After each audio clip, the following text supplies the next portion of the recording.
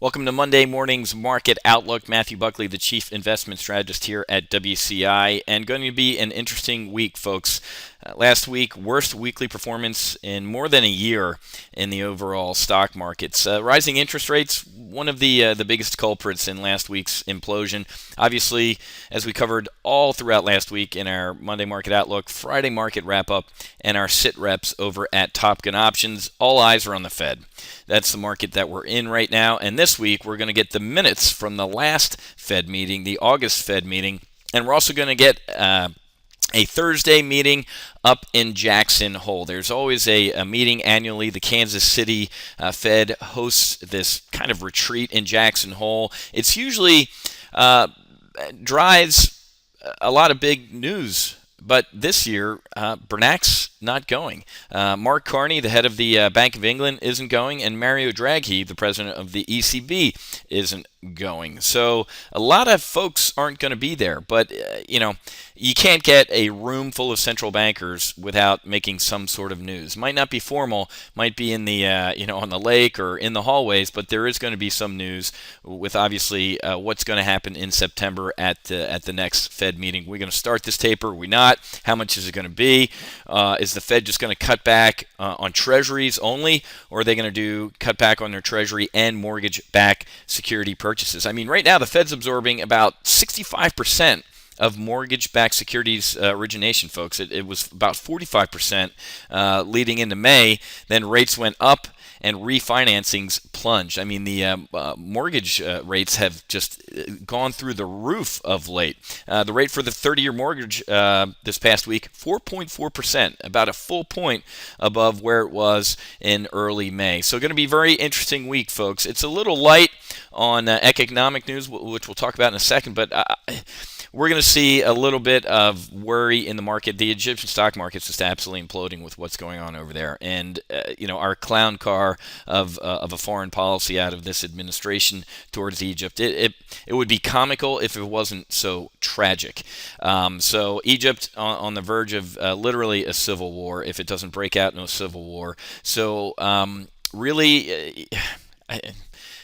I'll leave it at that. I'll leave the politics out. I just have to shake my head looking at this. But folks, kind of a somewhat quiet week as far as macroeconomic news, but we are going to get some earnings news of note as we kind of wind down. Now, unless you were in a cave last week, you know that Walmart and Cisco both swing and a miss. Walmart not only a miss, but providing guidance to the downside as far as the coming months and the coming year. That's never a good sign. Our nation's largest private employer took it on the chin and also saying that the future's not looking good. That matches up with Friday's University of Michigan Consumer Sentiment Report that absolutely imploded. I think it was the biggest miss since the University of Michigan started keeping those records. But not too much, as I said, macroeconomic data. But as far as earnings, I'm going to be keeping it on Tuesday. Home Depot, Best Buy, Dick's Sporting Goods, Barnes & Noble, JCPenney, and Saks. Wednesday, HP, Target, Lowe's, Staples, American Eagle, Toll Brothers. And also Wednesday, we're going to get some mortgage applications and existing home sales. And then we're going to get the FOMC meeting minutes from the last Fed meeting. And of course, the market will be parsing every word, comma, capital, period, to see if they can glean anything about what's going to happen in September. Thursday, we talked about the Fed conference in Jackson Hole is going to begin. We're going to see earnings out of Dollar Tree, Sears, Gap, Abercrombie & Fitch, and Aeropostale. Those are going to be the big ones that I'm going to be following. And obviously, weekly unemployment claims. Friday, Ann Taylor and Foot Locker. And then we're also going to get new home sales as well. So that could be potentially market moving. So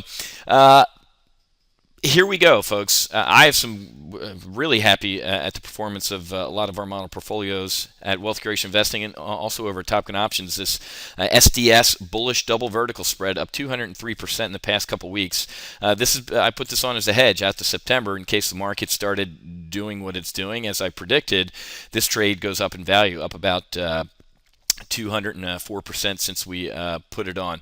Really liking what's going on in the model portfolios. Make sure you check your email for that wealth creation with options offer that we had. We did a couple live trading events last week, put out some great trades where I covered some of the, quote, insurance policies, so to speak, that an investor could potentially put in their portfolio to get ready for the shocks that I think the market's going to see as we lead into the Fed meeting. Even if the Fed doesn't do anything in September, folks, that just means if they don't do anything in September, it's definitely going to happen the next time they meet. So it's not a matter of if, but when the Fed is going to taper, by how much, and whether it's going to be mortgage-backed securities and treasuries or just one or the other. So get ready, folks. Strap in. I'm ready to go. Love this type of stuff as an options trader. I love volatility.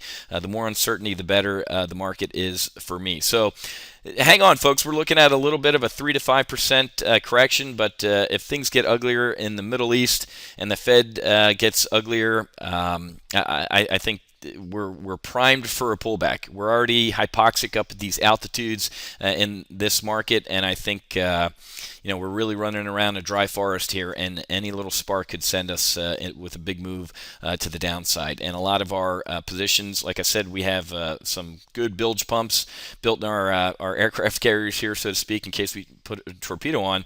But a lot of the other positions that I have in a lot of our portfolios are longer term, bullish, shorter term, neutral to bearish, like this synthetic stock position on the FXI. It's up nearly 400% in a couple months here. Very bullish on China long term, short term, neutral to bearish. Okay, folks, got to run. Got a lot of trading to do. Have a great week. I'll be back with Friday's market wrap up. Make sure you check out the sit rep over at Top Gun Options Tuesday through Thursday. We'll see you. Have a great week.